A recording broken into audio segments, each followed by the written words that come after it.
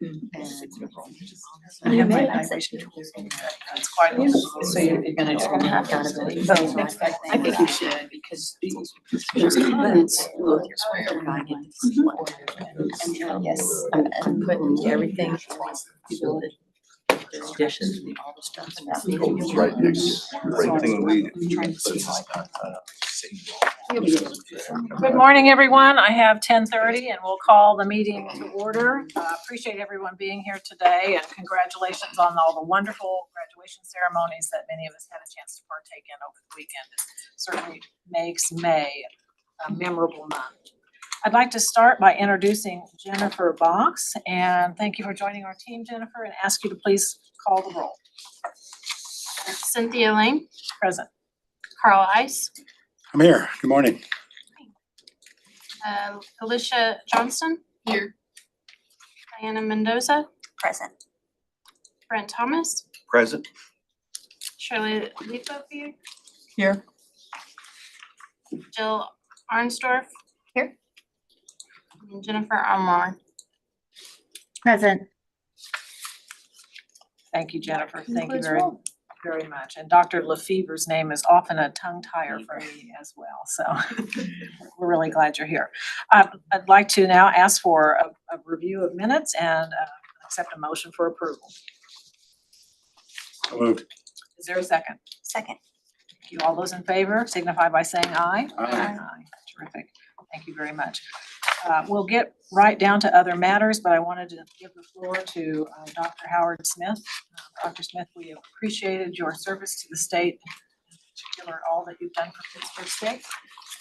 We're excited for the next step in your journey. I wanted to give you an opportunity to share some reflections.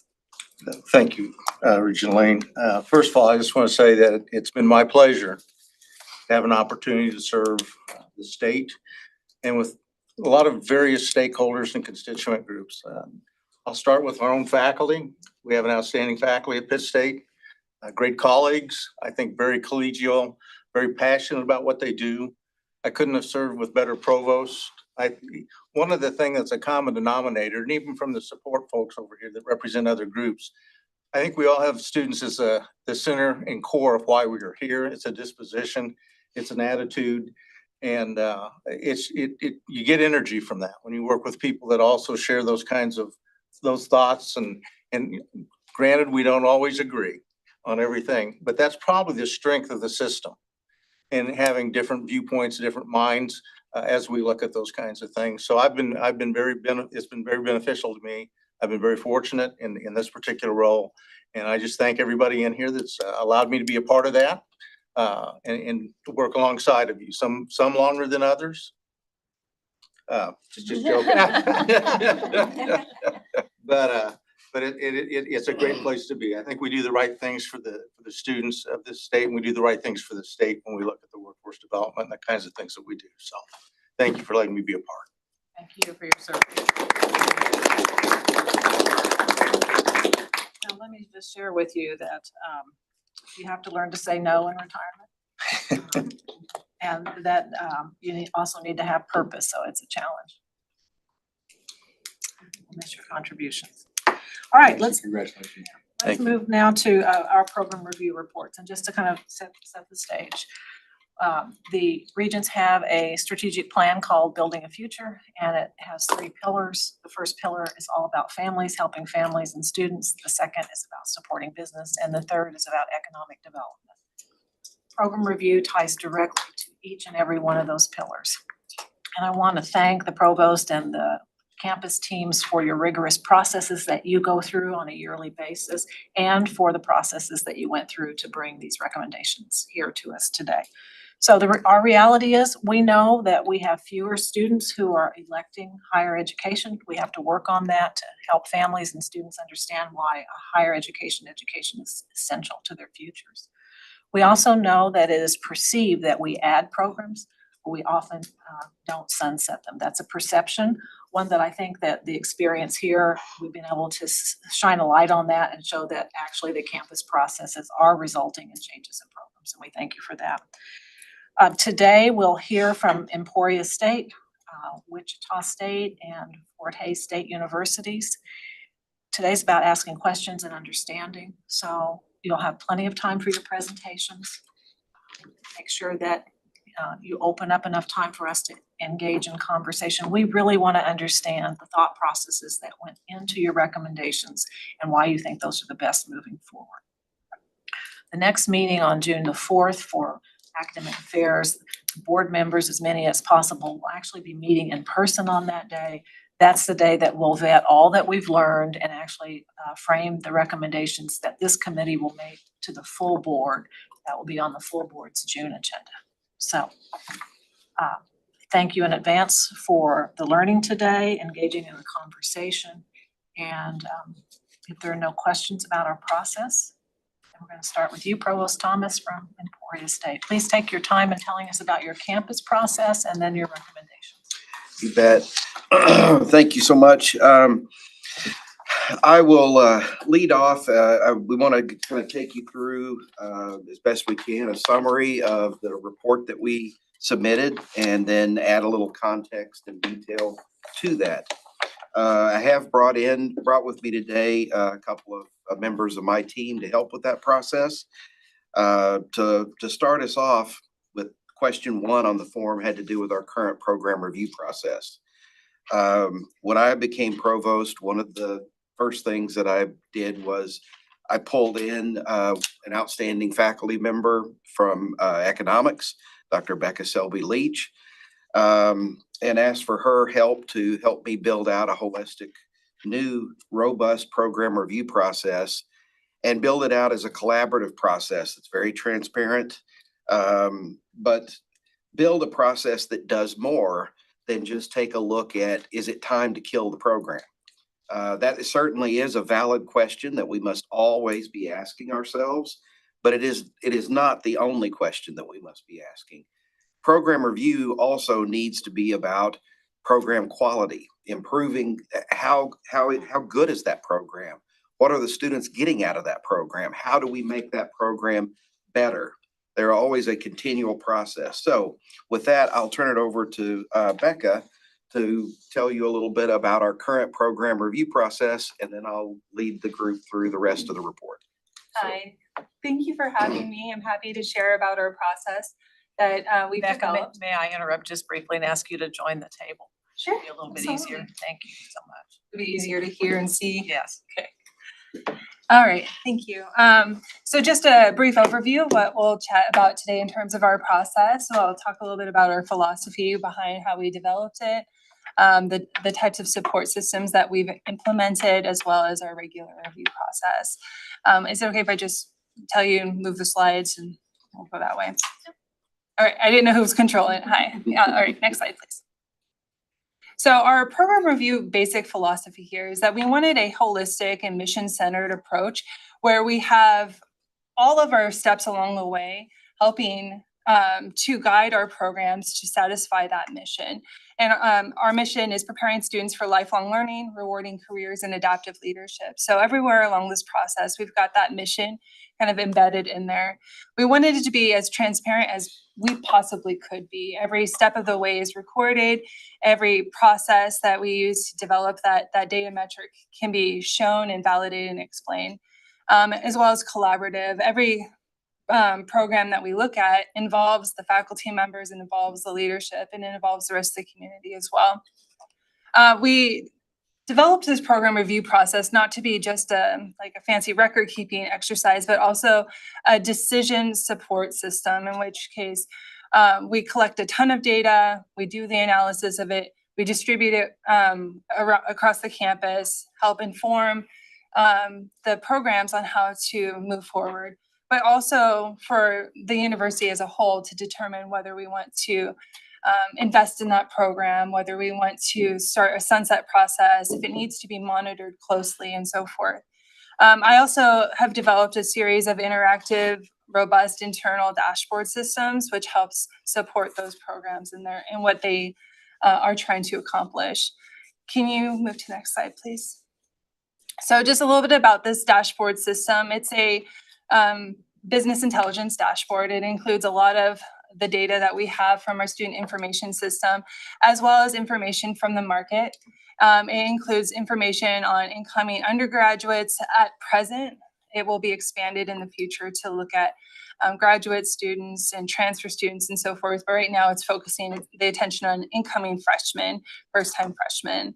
It looks at retention, specifically right now at first year. Future versions of this will look at different metrics of retention, completion rates, student achievement, looking at DFW rates and so forth at the class and at the program level. We also have information on other KBOR programs with similar CIP codes in there so that at a glance, a program can come in there and see, oh, there's this many programs that offer that, university schools that offer a program with that same or similar CIP code.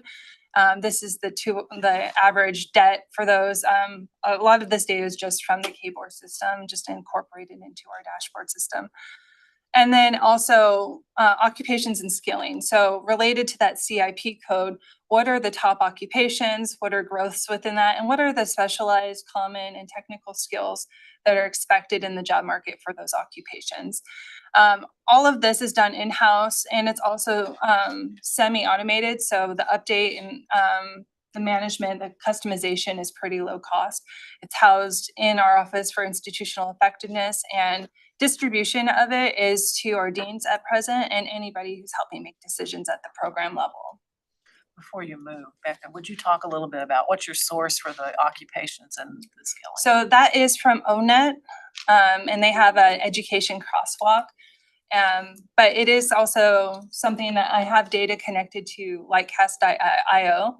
And for this particular tool, I use ONET system. And I update that every time that they have a new update to their system. Thank you so much. Any other questions before she moves? So you mentioned, I do have one. Thank you.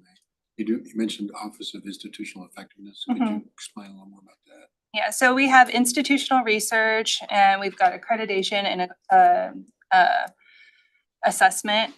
All of those efforts are kind of cheerleaded and pioneered through that office there.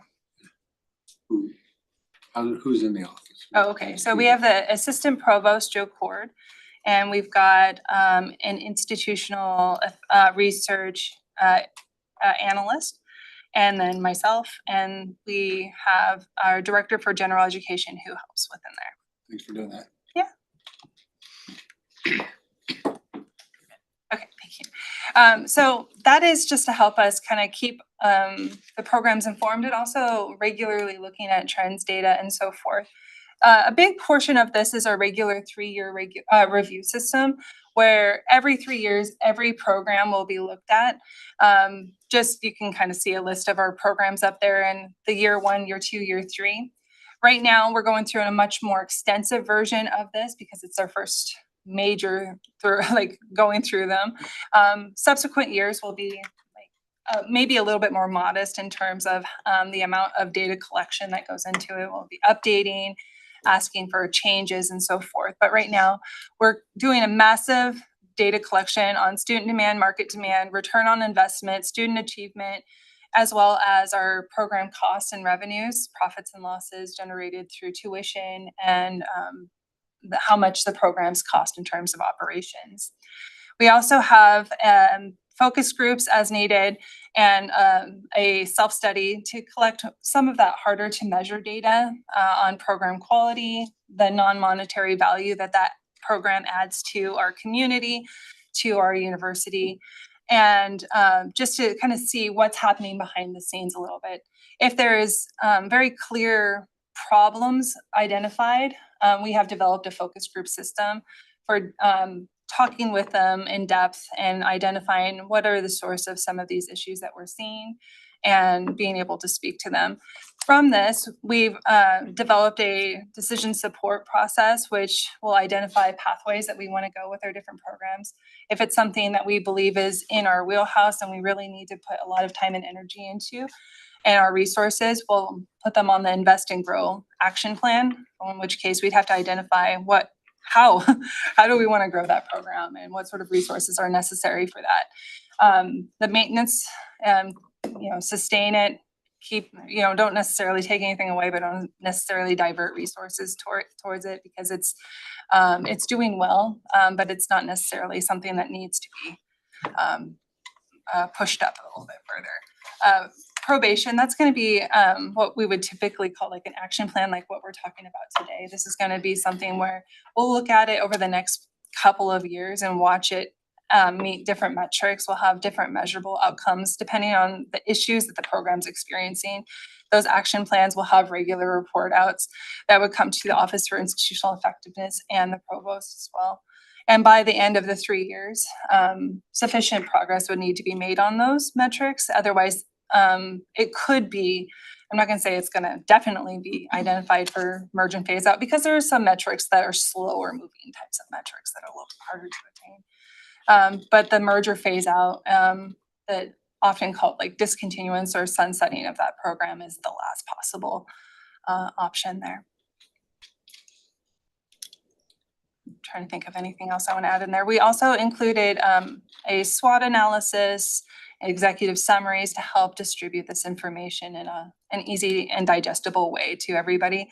I can tell you that the data dump that comes at the beginning can be overwhelming because it's just a massive report that comes. But that comes right at the get-go, so everybody can see all of the trends data for all of these different metrics right away. And then the programs are given plenty of opportunities to respond if they're identified as having issues.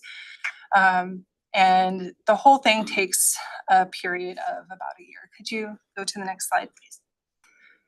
So general timeline here is in the fall, we'll have that massive data collection process. Again, semi-automated though. These tables are regularly used. We get this data all the time anyways.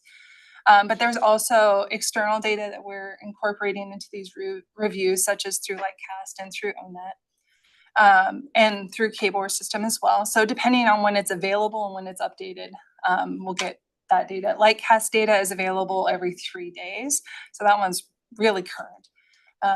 And our student information systems, we're typically looking at yearly data for that one, so the most recent updates.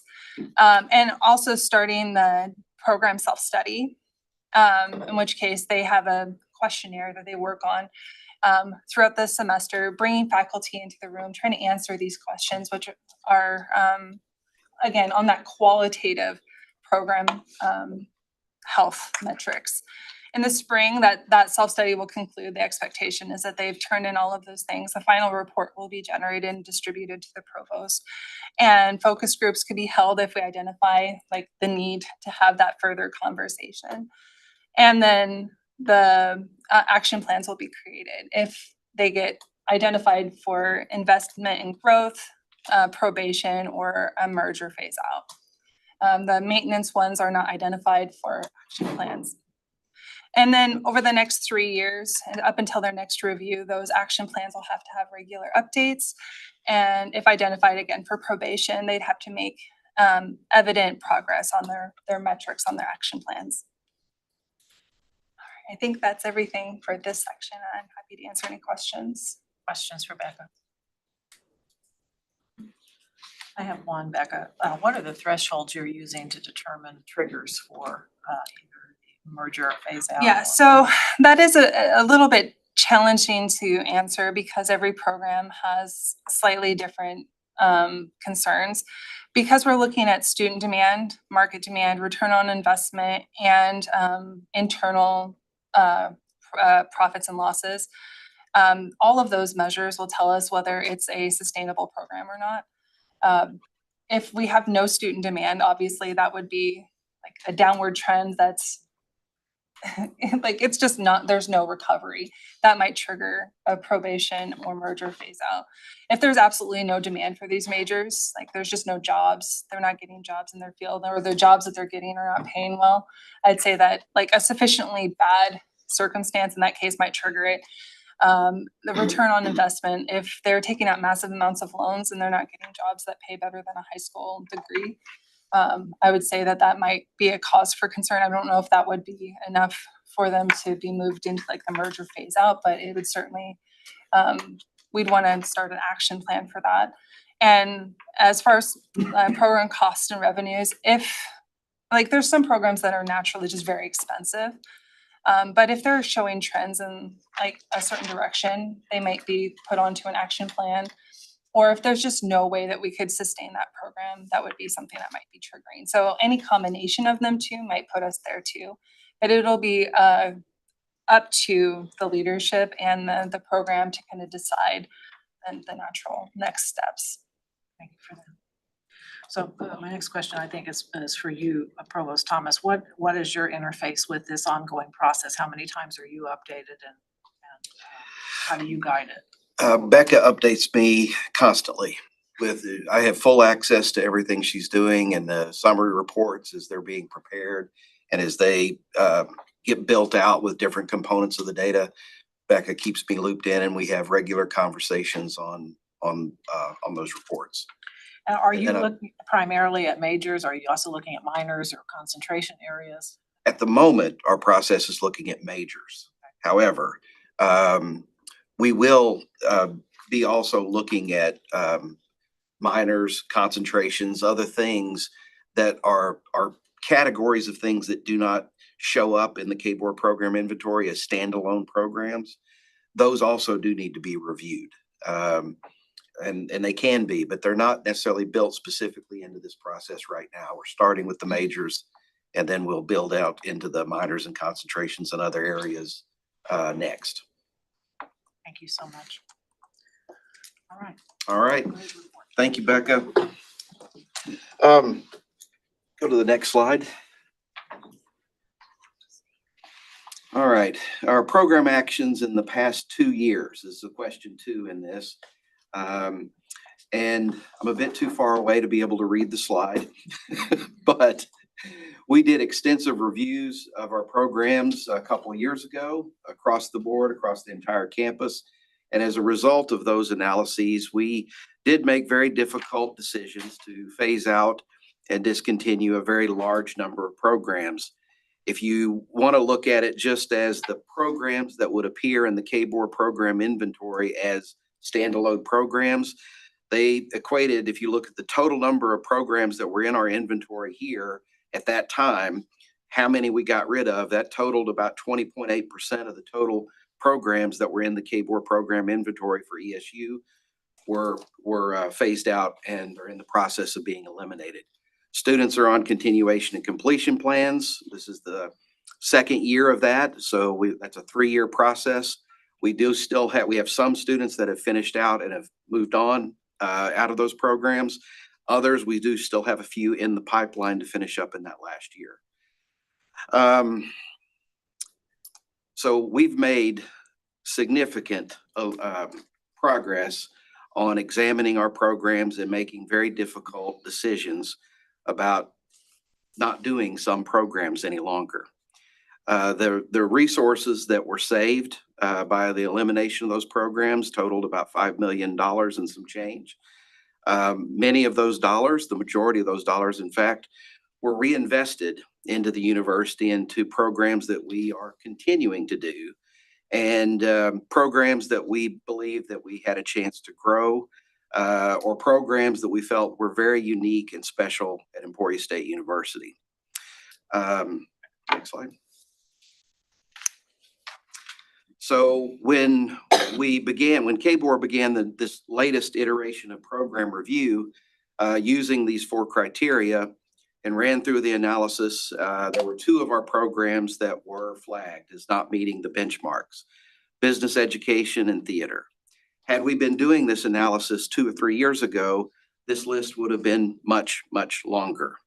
But there were only 2 that showed up. And when I met with this group last year, probably about the same time these 2 programs were identified, what I told the Bass group at that time was that at that time I was not inclined to want to phase out either of those programs, and I had reasons that I shared at that time. However, I did assure this group that I would go back to campus and that I would reanalyze everything and reevaluate the situation, and before coming back with a recommendation this cycle. So we did that. I worked with Becca. I worked with the folks in theater, the folks in the School of Business, and the Teachers College as well, because that's a secondary ed program, to reevaluate these programs and then come to you today with recommendations.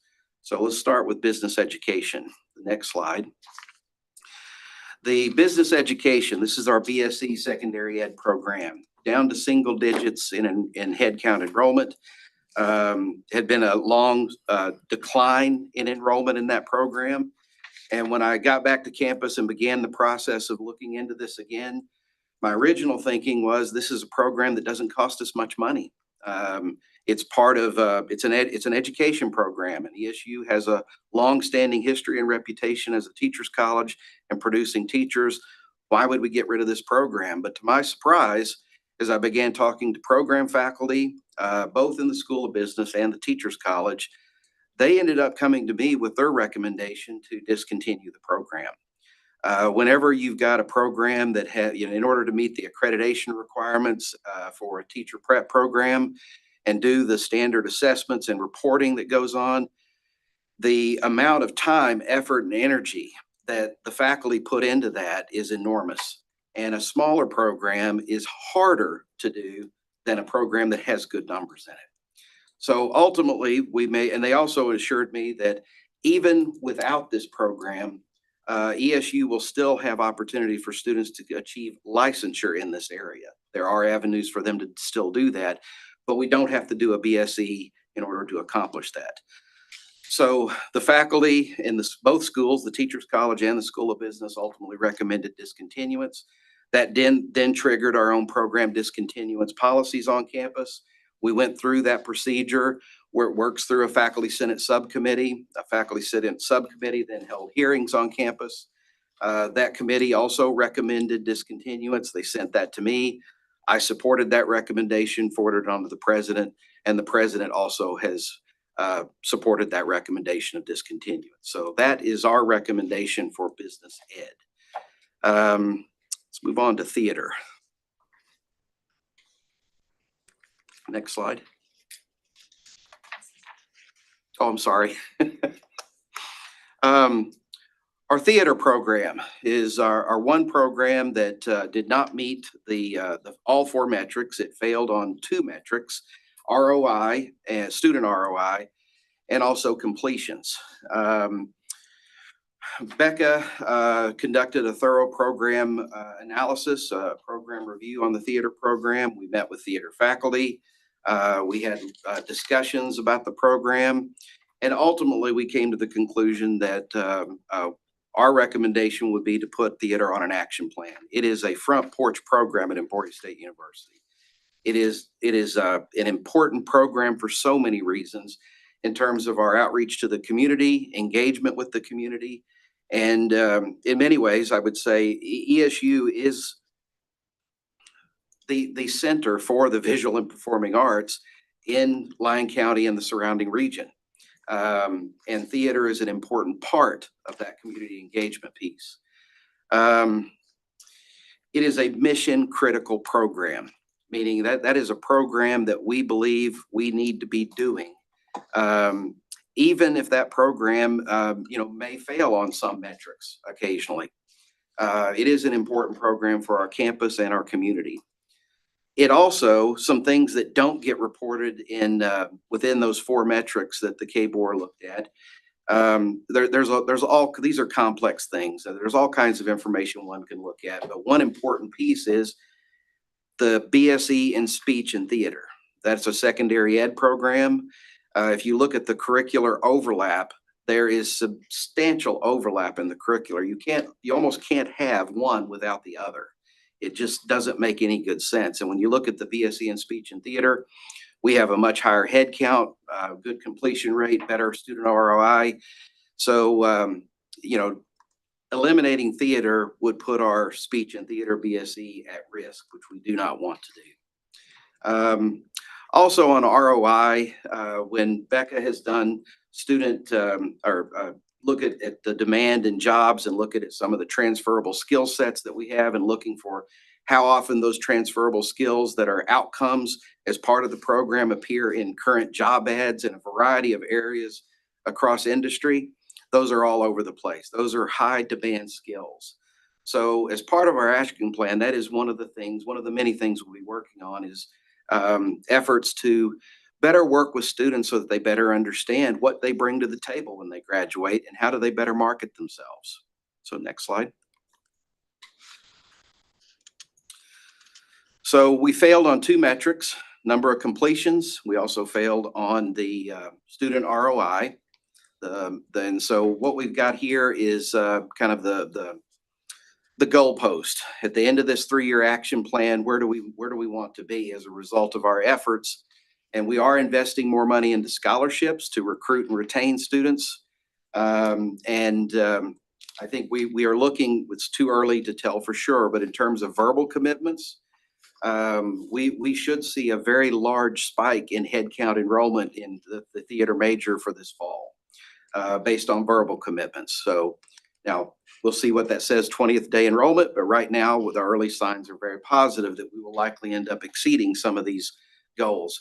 In order to get us to higher rates of completion, you have to feed that pipeline and make sure you got a good crop of students that are coming through the pipeline so that they can complete. Then you also have to be mindful on retention. And both of those are part of our action plan that we will be working on. And I think we'll be able to reach, we've got the minimum goal is to meet the criteria that KBOR has set for. But we also have some stretch goals that would extend that a bit. And we would like to see, us reach our stretch goal or beyond, obviously. Of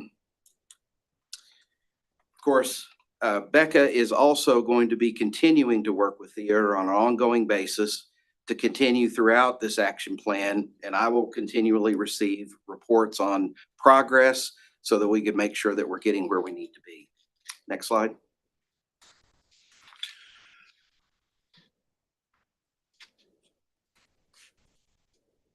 This is the goals for ROI.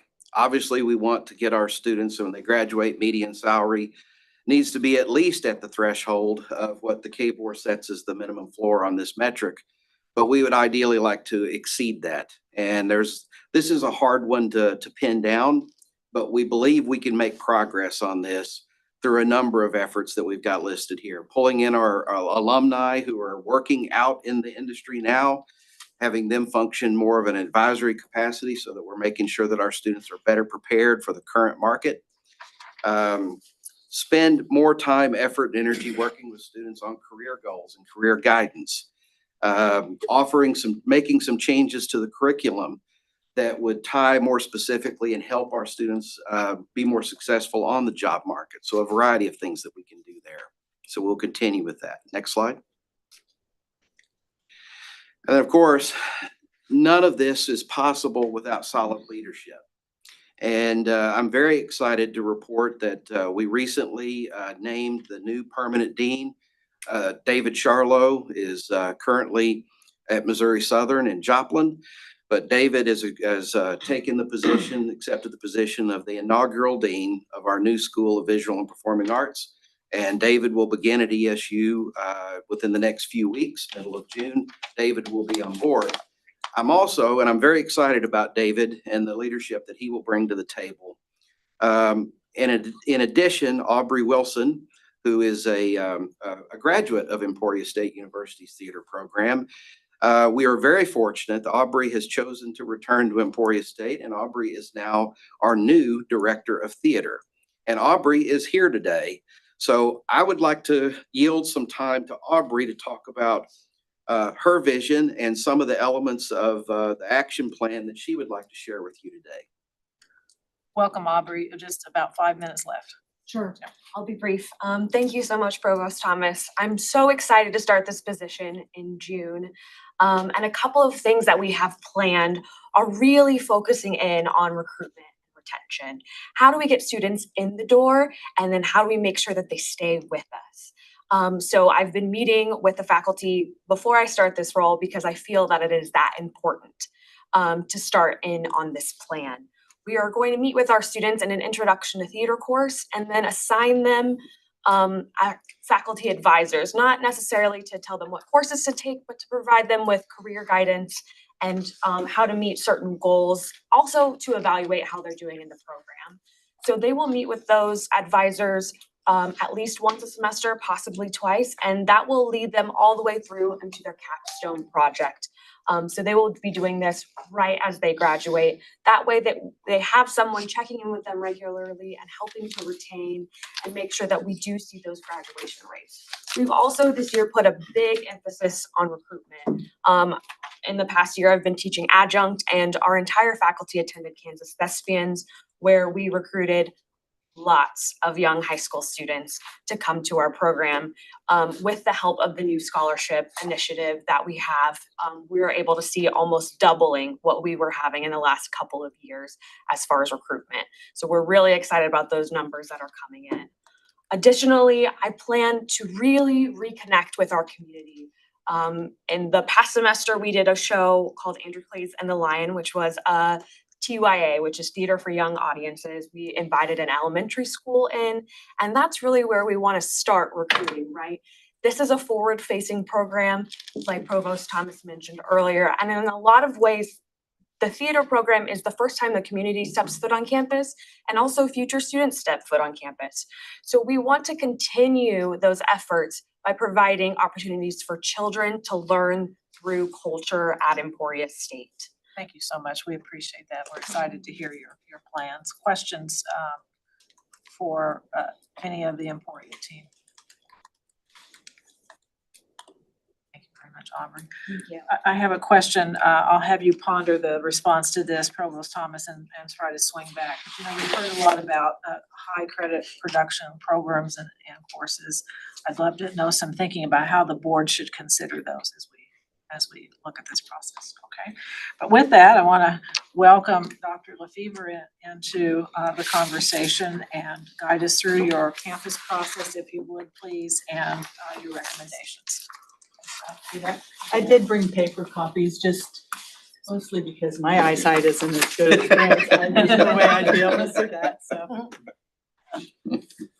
Thank you, Ashley. And I'll introduce Dr. Ashley Jack. She's our senior AVP for institutional effectiveness and strategic enrollment management. You might want to prioritize the regents, Dr. Jack, because I don't have that. I mean, it's really Yeah. And so Ashley really spearheads a lot of this work. But just like Provost Thomas, if you can go to the next slide, we always use our strategic plan and our 3 priorities to guide everything we do. I've talked about those multiple times in this space, but really it boils down to those 3 priorities at the bottom of the page, beginning with access and affordability. And everything that we do at WSU, we keep our student body in mind. Our student body, nearly half of which are first generation students, many of whom are low income. I think 20% of the students who qualify for Pell eligible are students at Wichita State. We have the most diverse student body of all the Regents institutions. So those factors all play into the portfolio of programs that we offer. And then of course, kind of aligned to that access and affordability is our emphasis on applied learning.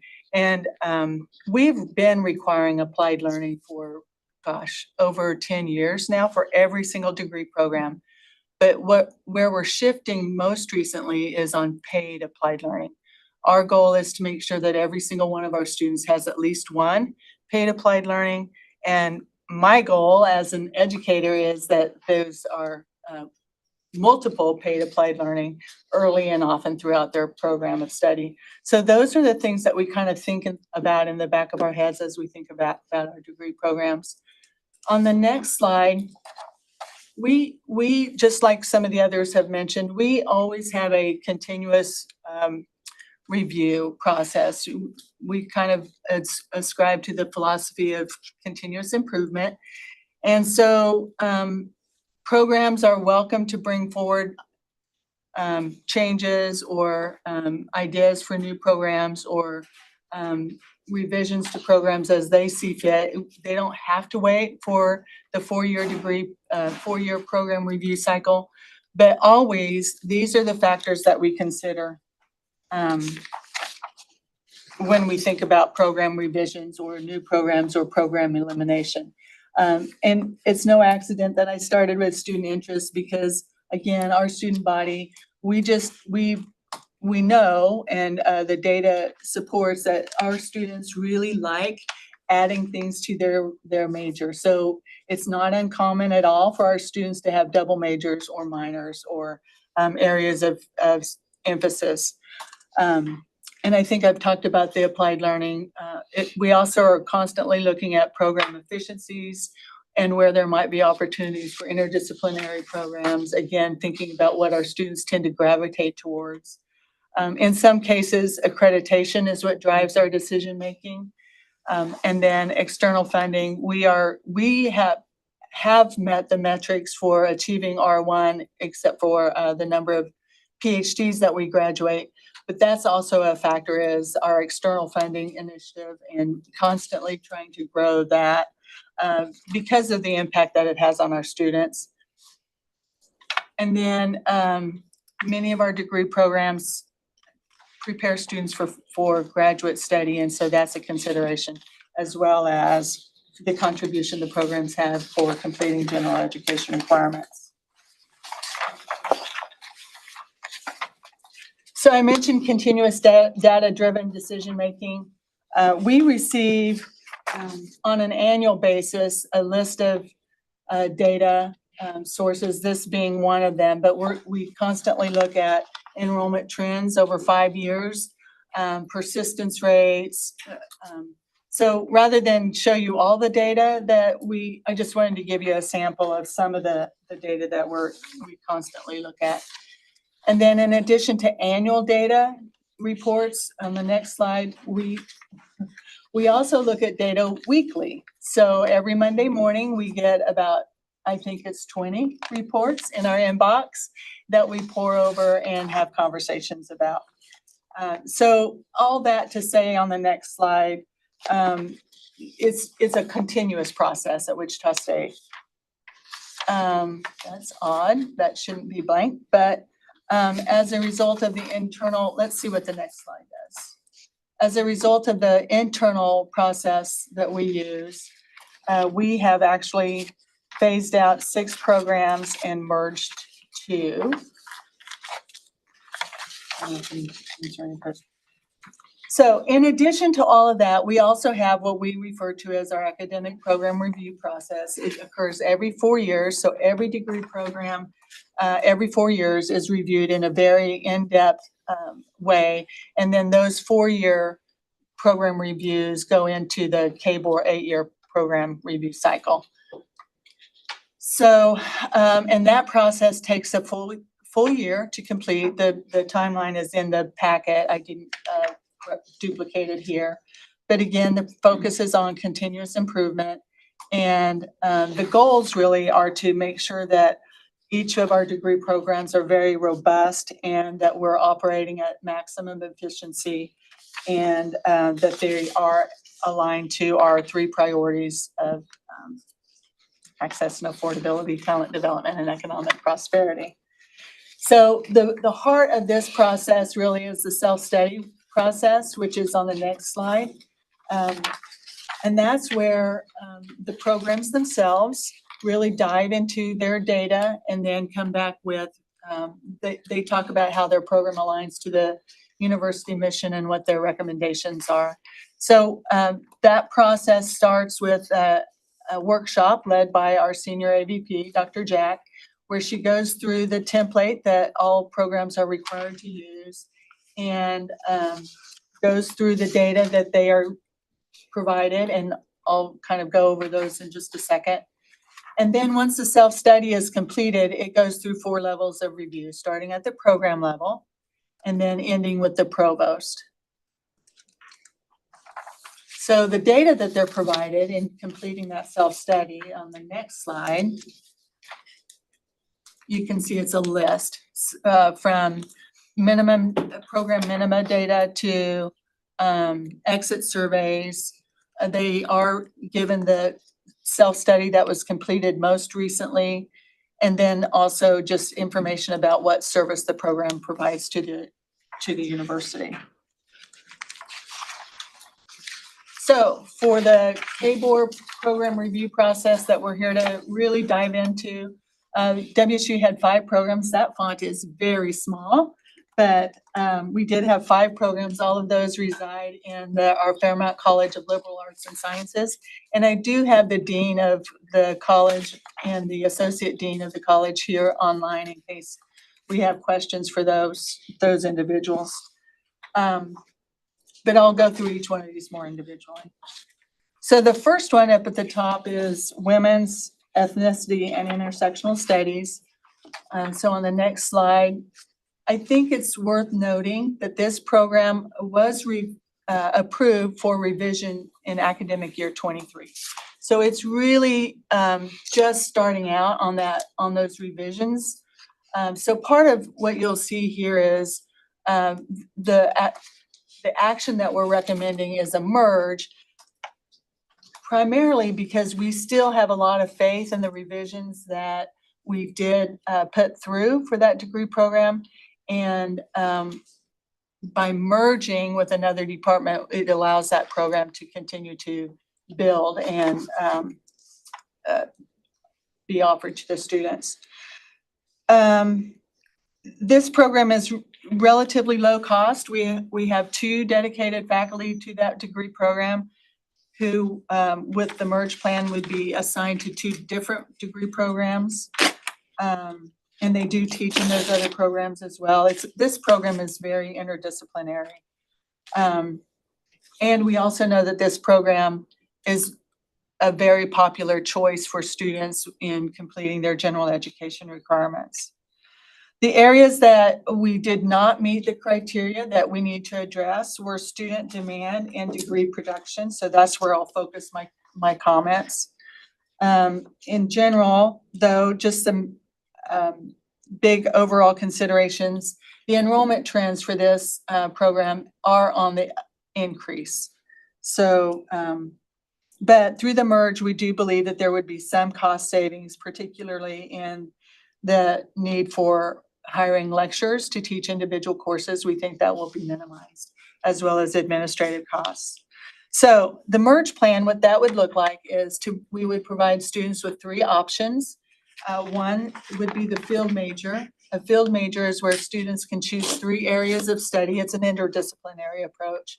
And so WISE would be one of those 3 options, either the primary or one of the 2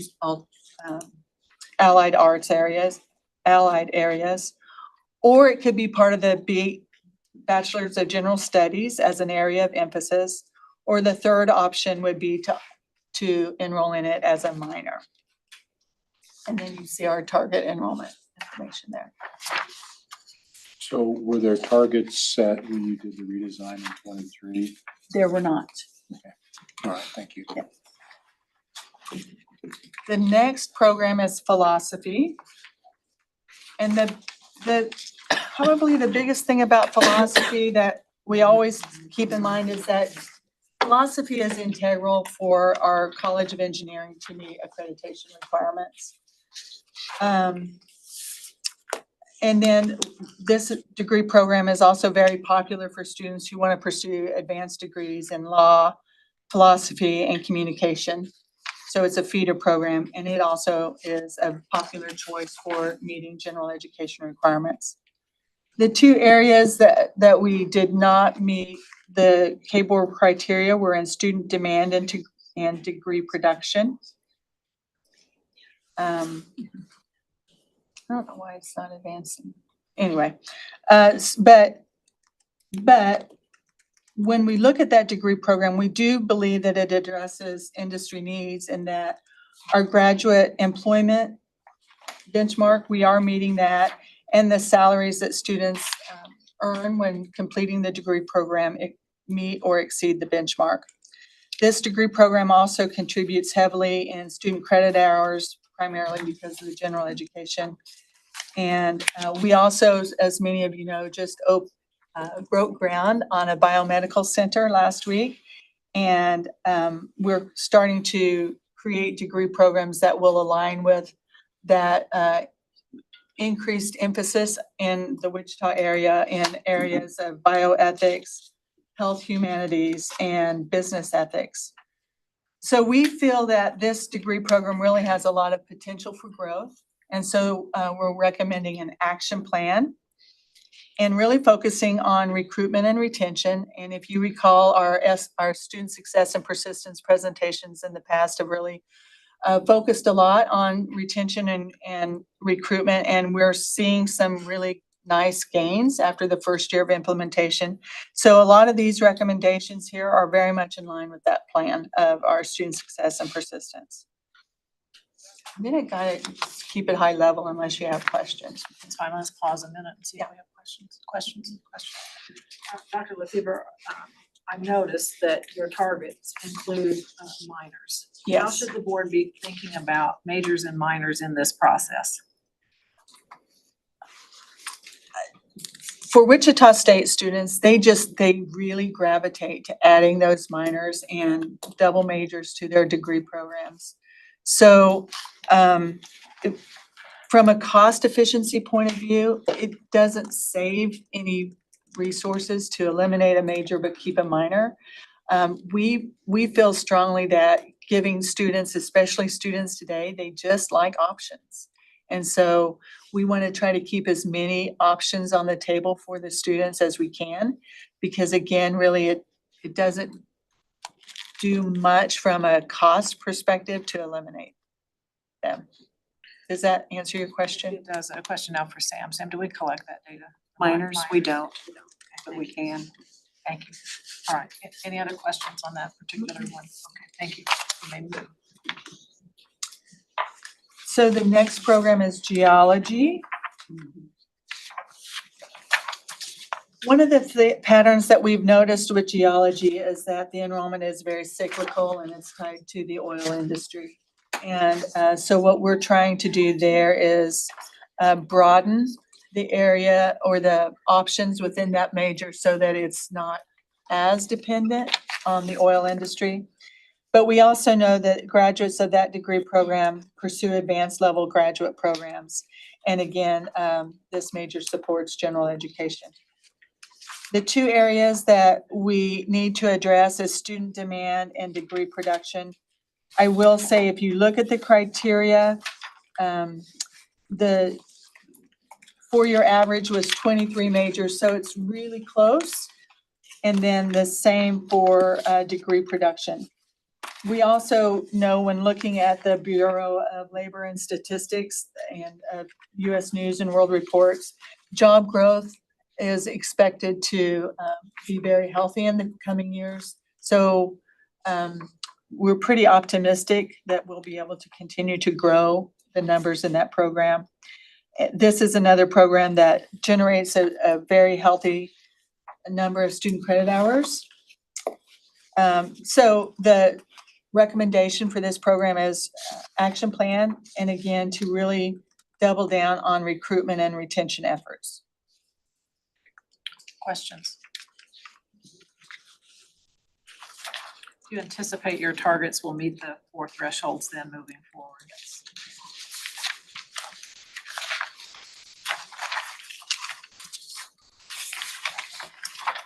Physics is next. Our physics program plays a really large role on our campus, particularly with our external funding. Our faculty in that degree program are very prolific in their research and their ability to secure external funding.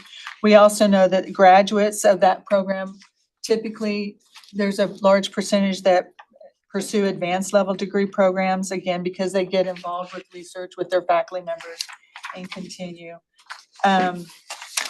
And the physics program is another one that really supports other science programs, particularly engineering, secondary education, and our health professions. So this one, we need to address degree production and the talent pipeline. I will say on the talent pipeline, the data that was given to us said we have 50% of our students are employed in the region within 1 year. The benchmark is 51%, so super close. So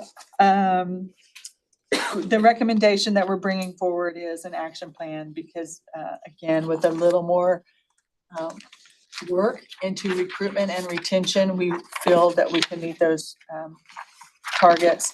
One of the things about both philosophy and physics is that we really want to put more emphasis on high school outreach, and we have some new initiatives on campus, one of which is our Chakra Academy, that we think are poised to really introduce our high school students in these areas that will affect the enrollment. Thank you very much, and thanks for pointing out that you just needed a partial half student to get that. Right. Any questions or comments on that particular one? I presume the degree production will still lag, given what you talked about with other programs, Right. right?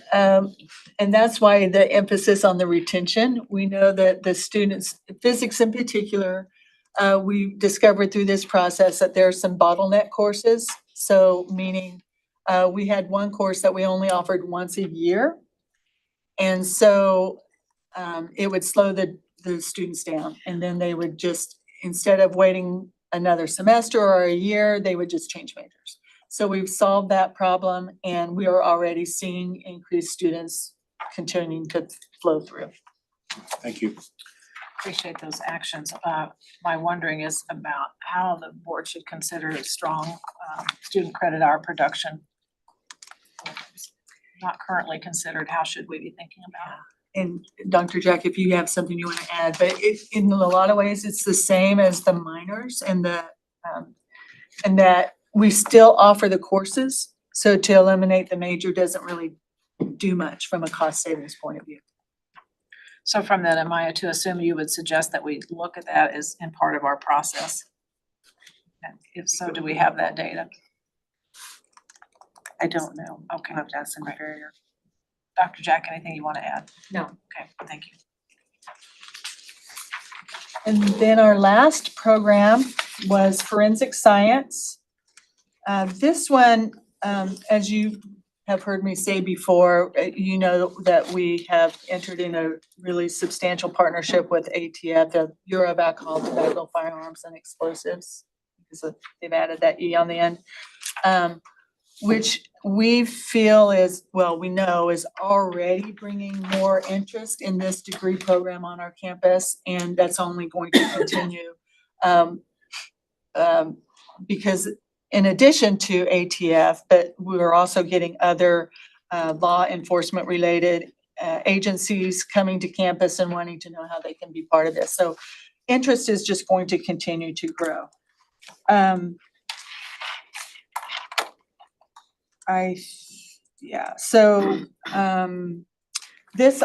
This degree program, it's the nation's second oldest criminal justice degree program, so we're very proud of that.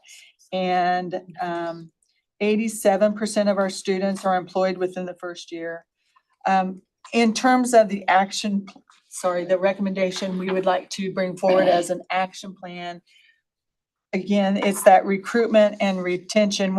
I forgot to mention the areas that we need to address is this degree production, and similar to the other one, students start the program, but they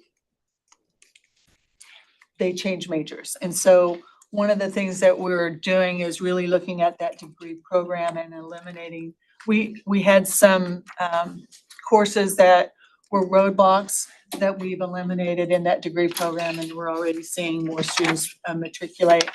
And then the student ROI, the data that was given to us is on student salaries. We think is maybe not completely accurate because our data, for example, we had 32 graduates last year who are employed, and some of whom are employed with the ATF and our National Crime Gun Intelligence Center, and their salaries are higher than the benchmark. So we really want to dive into those data a little bit more because we think that that's underestimating. We also know that with the partnership with ATF, those students, a lot of times they'll graduate, take an entry-level position, but within a year or two, they advance pretty quickly. So that's a factor that we think is an important consideration. So in terms of the recommendation, again, we believe an action plan will result in us meeting those benchmarks. And again, it's retention and recruitment, but really that return on investment, we think will take care of itself already. Thank you very much. Questions? Yes, please. Just thank you. That was interesting. Just a couple of questions and some clarification. So of the 5 programs or degrees that we're taking a look at, are each of those separate departments with the department chair and supporting staff for each of those? Yes. And I certainly appreciate all of your individual program review processes on the campus, and it looks like they're very comprehensive. I think for me, it would be helpful if I could see the programs that we're looking at, how they fared in your individual program review processes. So just some critical data points, as well as, you know, maybe a summary and what the outcome was for that particular program that we're taking a look on your campuses. You know, I understand that many of these programs fulfill other things besides, you know, just that particular degree in terms of department, as we talked about, general education courses, those types of things. But I think to be able to see what your campus actually determined through your own individual program review process would be very helpful anyway for me to take a look at as we try to determine what direction to go with these particular programs. Is that data available that will be provided for these programs? I think it will depend on, I want to say yes. I think it's going to depend on exactly what additional data you would like to see. As you were asking the question, the WISE program was a good example of that. That program was on the list of low enrolled programs before. So we revised it, and my personal opinion is that it just hasn't had a chance. Has it gone through your own Yes. Yeah. program review process since Yeah. that time? I think Yeah. that's the information that I would be interested in seeing. But they're not. You know, if your campus, which I know they do, has done a program review for each of these programs, I'd be interested in seeing that information. Because I think that that information is critical because it's more of a grassroots look at exactly what those programs are doing and what the outcomes were. And like I said, we don't want to see the data dump, or I don't, but I do think that those critical areas, those critical data points, and then what you determined on your campus exactly, what we're looking at with these programs would be, for me anyway, it would be helpful information as we look down the road about what to do with programs. And I do have one last question, which we talked a little bit about last time too, and that is research dollars that are associated with these individual programs and what we would be looking at should that program merge with another program. Are those research dollars still available? You know, how many research dollars are we talking about? That kind of information, I think, too, would be really helpful as we take a look at these programs and determine their, you know, what they fulfill on your campus and the critical pieces that they play in terms of not just for students, but for the campus community. So let me just expand that. It sounds like Regent Johnston, that would be information from all the institutions that would be helpful. Some idea of impact if the board recommends a merger on the research dollars. Yes. Okay, very good. Any other questions for Dr. Lefevre? Just one final one from me, Shirley. With the action plans, are you anticipating that you'll meet the thresholds at the end of 3 years on those action plans? I'm going to say yes, and I'm really confident on the last two, forensic science and physics. The others are a little more unknown. Oh, thank you for that. All right, last but certainly not least, Dr. Arnsdorf, it's all yours for Fort Hays State University.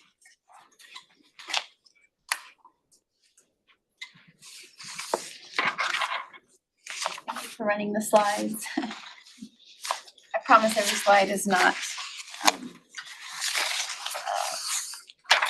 got a special feature on it. Which is the first, I couldn't figure out how to get the first one out, so I let it go.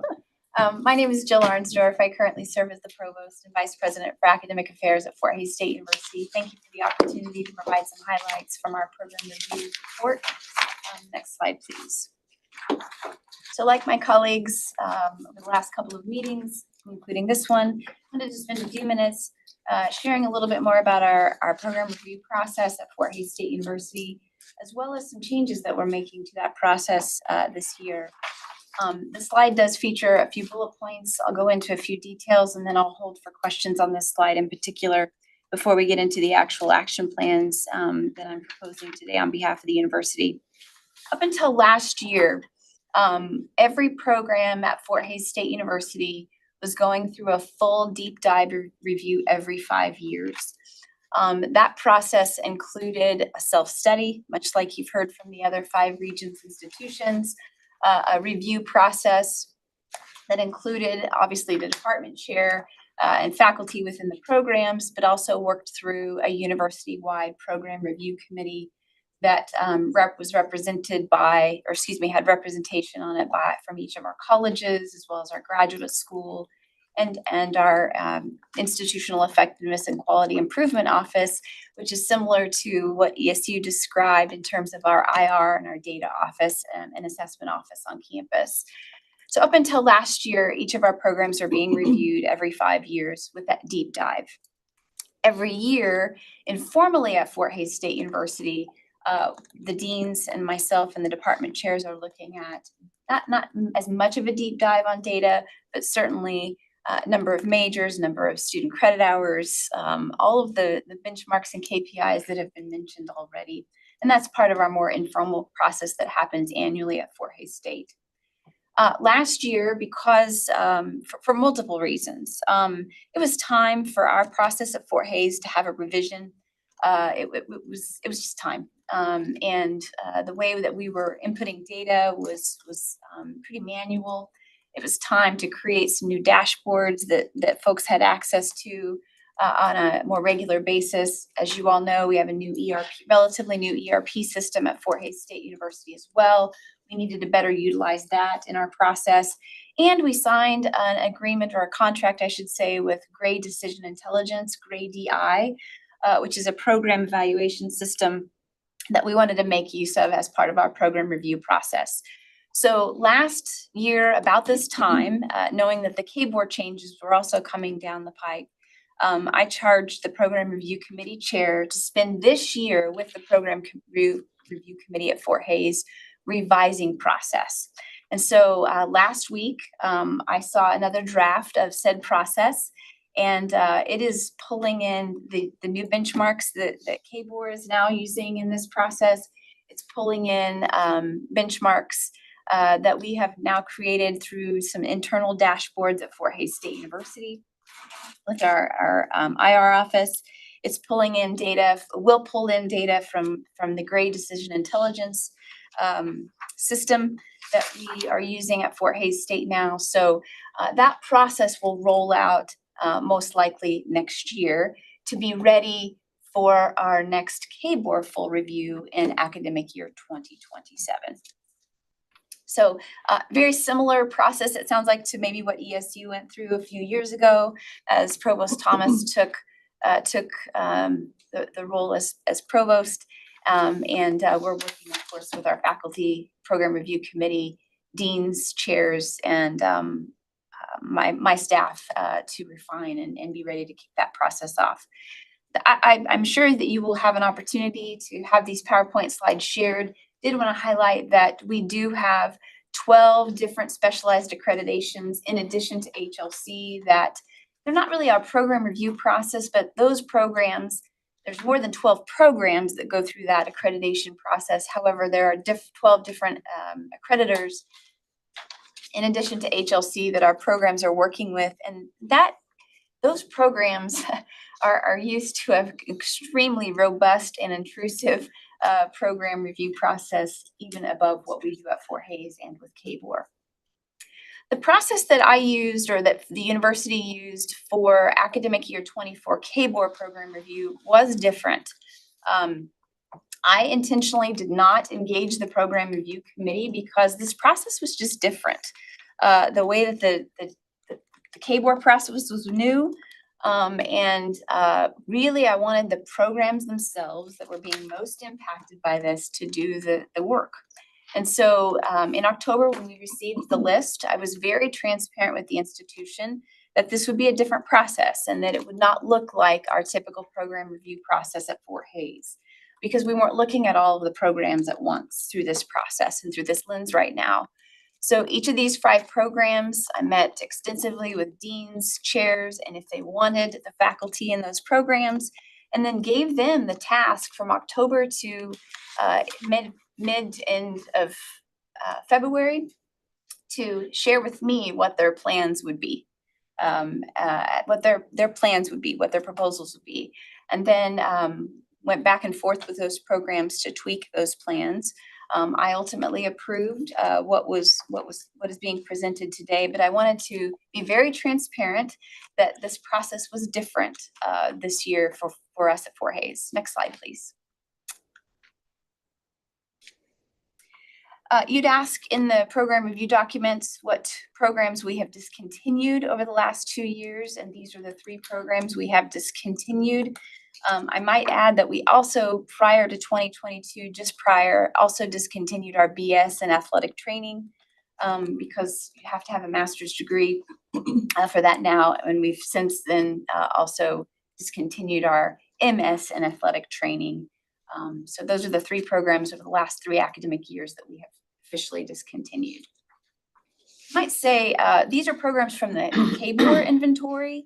We're constantly, or I should say at Fort Hays, we're constantly discontinuing concentration areas. Just this last week, worked with a program in education to cancel or pause a concentration area that just wasn't seeing the numbers. And quite frankly, we just didn't have the bandwidth at Fort Hays to teach anymore. And so those are the kinds of things that you're not seeing necessarily through the KBOR program inventory process. Next slide, please. Thought it might be interesting for you also to be reminded of the programs that we added over those last 2 or 3 academic years as well, or 2 academic years as well. We've added 2 MS programs, a BS and a BAS. The latter 3 of those programs were built on existing capacity in areas at the university. So capacity in courses, capacity in majors, and programs that already existed at the university. Next slide, please. Before we go. So I did say I was going to pause for questions, and I kept rolling. Thank you very much. Questions, please. Excellent information. Any questions from the regents? I appreciate you shining a light on your typical process and the one that you used for this. I appreciate that very much. So in the sense of pursuing common language, which from my perspective, we sometimes use different words to describe similar things, right? So you referenced the word discontinue. Mhm. Help me connect that with phase out, merger, or action plan, or is it something different than a phase out to discontinue? Those are phase outs. It's a phase out. Phase out. Okay, very good. Thank Yes. you very much. Yes. You may proceed. So I know that you have each of the plans in front of you, and so I elected not to put a lot of detail on slides pulling out of the presentation, but I want to highlight a few things for each of these programs, and then of course answer questions that you might have. I realize this is the 6th presentation in a matter of about a month, and so some of this probably sounds very familiar, but I'm happy to dive into details should you have questions. We have 5 programs that were on the list for review that did not meet the threshold of minimum requirements. 4 of those were recommending action plans for, and 1 recommending a merger. I'll start first with the VM in music education. That's the first program listed. that particular program met 2 of the 4 criteria. You will see in the documentation provided some of that additional information that you're interested in terms of student credit hour production in the program, in this case in the department.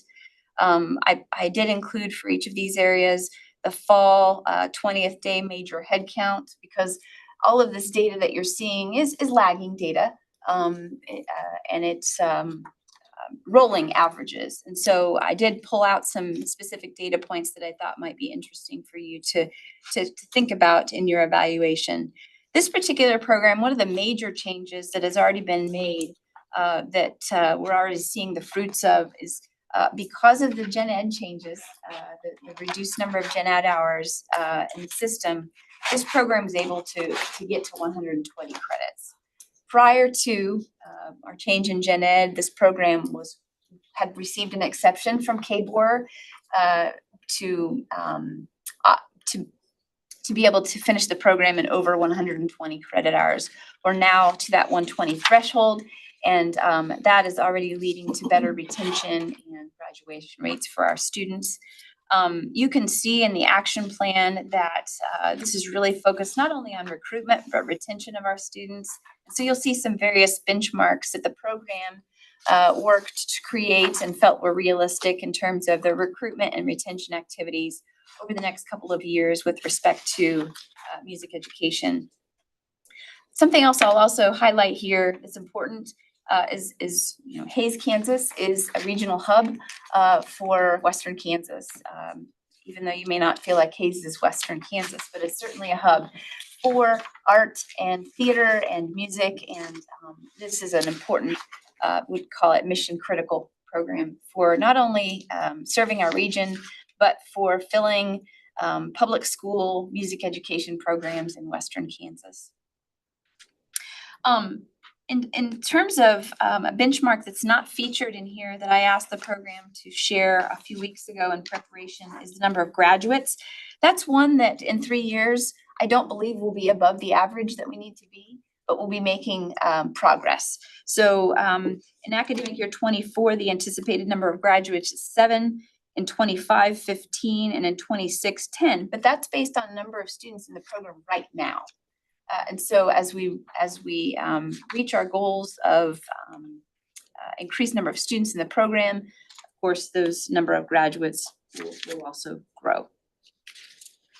Questions about music education before I move on to the next one? Any questions? Thank you for the clarity on the goals. Are there other particular goals that you want to highlight for that? I don't think so. The average, the salary, I did ask the program to, we know that if we have more degree production, that median salary presumably would go up as well. We'd have at least enough data there. The average K through 12 salary this year is $58,138, but we know in our part of the state, those salaries are typically lower than they are in more metro areas of the state of Kansas. Thank you so much. Ready to go to the next program. Okay, moving on to, and I'll go in order of what's in the program report. The next one is a merger, a BA in philosophy. The one thing I want to highlight about this is this has been hard. This has been really hard, and I've had a number of really good conversations with the philosophy program, the faculty. And there's a sense of loss being felt as I speak right now about a merger, but I believe this is the right thing for the program to be able to focus on some really unique interdisciplinary and general education and service opportunities at the university. The majority of the credit hours produced in the philosophy program are service courses in our general education program. They do have a high number of SCH in our China program as well, because we do have a few required philosophy courses in not critical thinking, but ethical issues in the business and profession that our students in China take as well. So the SCH production for that program is strong majority from general education. Don't yet know where this program will merge, but we have a few options that are in play right now. And of course, we'll await a final decision from the board before we make that final decision. Another quick thing I want to highlight in this particular plan is we did realize some cost savings actually as a result of the reorganization that we conducted in the College of Arts, Humanities, and Social Sciences about 1.5 years ago. Those cost savings are listed in the this particular part of the plan. The third proposal is an action plan for foreign language, in particular Spanish at Fort Hays State. If you actually took this program is now meeting benchmarks in all of the areas. And that was as a result of the program having gone through our process at Fort Hays, the KBOR process, and the low enrolled program process within the last few years, recognizing they needed to make some curriculum changes. And so that program completely revised its curriculum to be much more focused on pipelines for specific areas, basically Spanish for the professions. And so that program, those curricular changes are leading to many more students in the program. And if you were to take average of the last 5 years, they would meet the benchmarks at this time. This program in particular also has some opportunity for some non-credit bearing offerings in the community, which tie more to perhaps both Pillar 1 and Pillar 3 in the KBOR strategic plan. The next one is physics. I was trying to follow up on that. So the data's, if you refresh it with 1 year later, then it wouldn't have been. Yes, this includes up to 2021 data. If you were to take the last 5 years, they would be meeting the average of degrees and number of students. And the third one, which is not the number employed within 1 year after graduation. Okay. Well, not that I'd ever want to discourage action plans. And you all have indicated your work is never done in this area. But if anything that's met the benchmark, if we updated it, I mean, I'm sure we have to have an action plan, just one person's opinion. That's worth some further discussion. But to your earlier point, this is an example of a program that took those reviews seriously and the recommendations seriously from our internal process and said, wow, we need to make some changes, let's do it. And they're seeing the fruits of that. The next program, physics, is realizing that right now. So we are recommending an action plan. They did just meet one of the particular benchmarks, and that was median salary 5 years after graduation. However, they did a deep dive into their program and realized that they were losing students after the third semester in a fairly rapid way. Much like I think you mentioned, Provost Lefevre at Wichita State realized there were some tricky points in the curriculum. And so the program actually this fall, before this review opportunity, I don't know if they'd call it an opportunity, but we'll call it an opportunity for sake of today's conversation. They already delved in and made a lot of changes to some of those early program courses.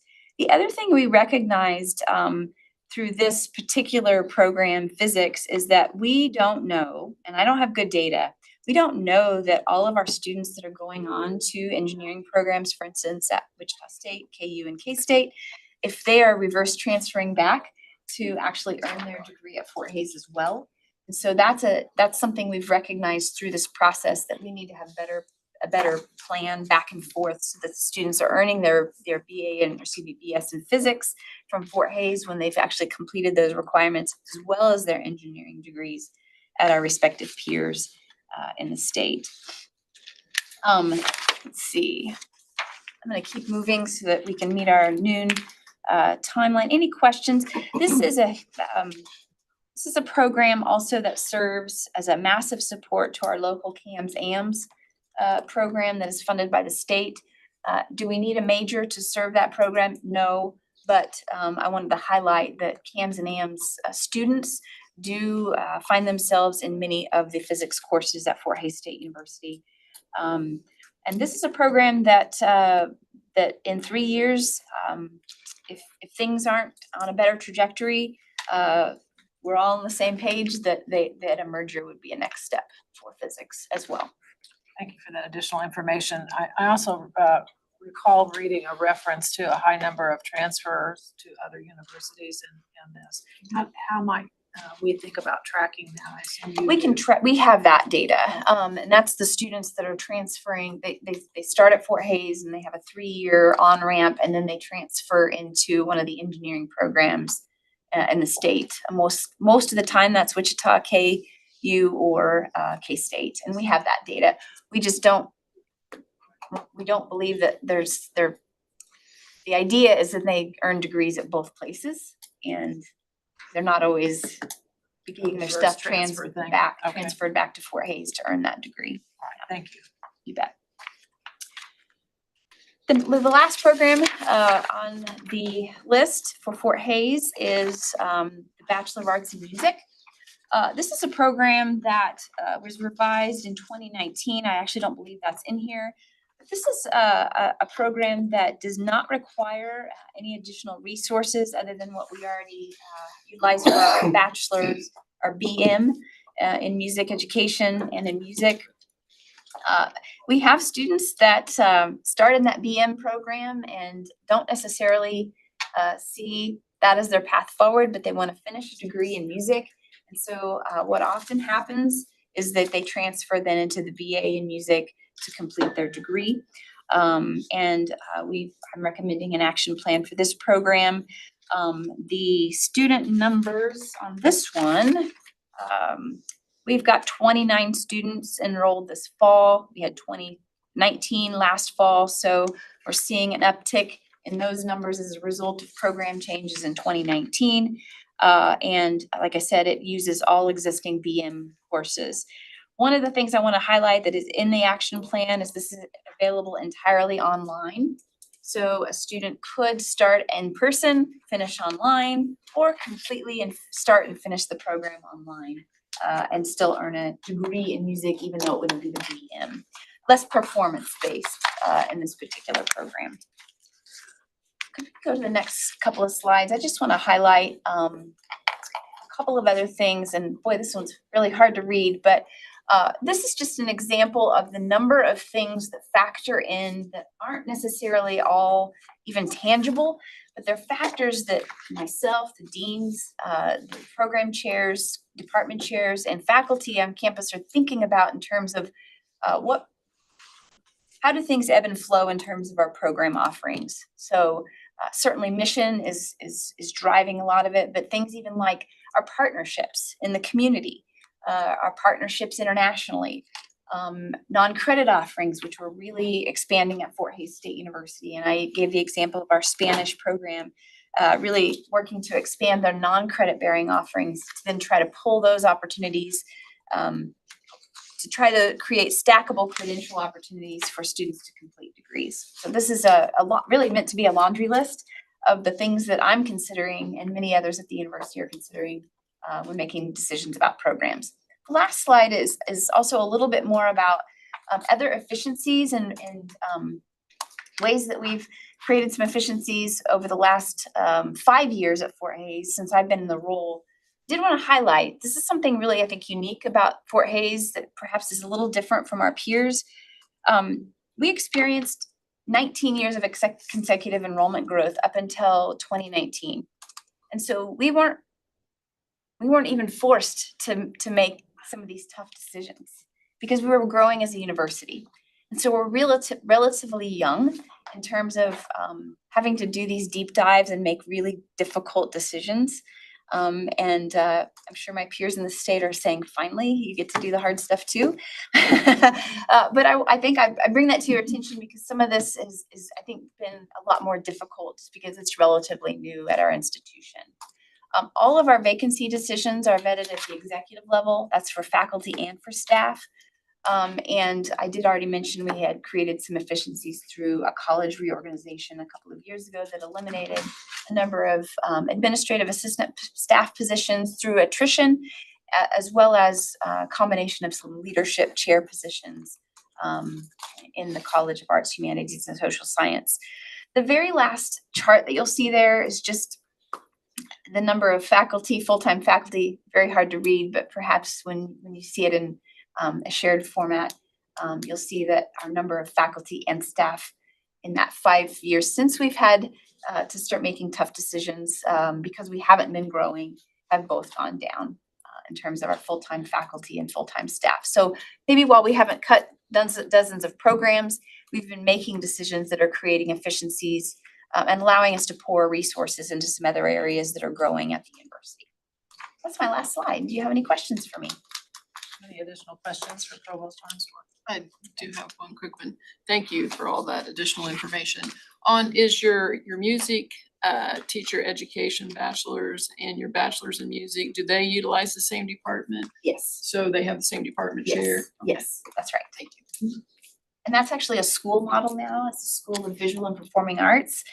So we also share resources with our art and design program as well. Thank you. Thank you all for your presentations and the great work that you've done leading up to helping to inform the board as we think about our recommendations. I do want to swing back to you, Provost Thomas, not to let you off the hook with a question about how should we consider high credit production courses. High credit, can you explain the context of the question a little further? High SCH Yeah. courses? Yes, or programs that may not be meeting our threshold, but are producing a lot of opportunities for students from other majors. Got it. I think it's a mixed bag depending. You got to really do a deep dive and look at each of those situations, in my opinion. That's the way I've approached it. I can think of examples where, one I use today when I look at the amount of curricular overlap between the BSc in speech and theater versus the BFA and the BA in theater. The amount of overlap there is significant. So in other words, if we kill one of those, we still have to offer all of these theater courses to maintain the BSc in speech and theater. So I don't see that as being a savings, However, I know at least, and I can only speak for my own analyses on my own campus, but if you look at some majors where you've got 120 credit hours to offer there, and a certain portion of that is gen ed and a certain portion is program level requirements for the major. Then you look and they say, well, they offer gen ed courses that are very popular. Yeah, they do. And then they offer support courses for other majors. Yes, they do. But if you actually do analyses on each program, and again, it's got to be program by program, and you got to look at it in depth. But I think some of these, you can look at them and you will find that if you no longer offer the major, but you still, you can still offer a minor, you can still offer the gen ed without the major, and you can find significant savings. However, that would not be true for every program. Thank you for that caution. Very much appreciate the work. We are at our time, so I'm wondering, Jennifer, would you mind if we wait till the 4th to have our Sarah report, and we'll put you on the very first thing on the agenda? That would be fine with me. Thank you. Thank you very much. I apologize that we ran short. And good news reports, we won't have time for those. Breaks your heart. Certainly send us an email if you'd like to share, because we do love those pieces. Any other business to come before us this morning? We are adjourned. Thank you all very, very much.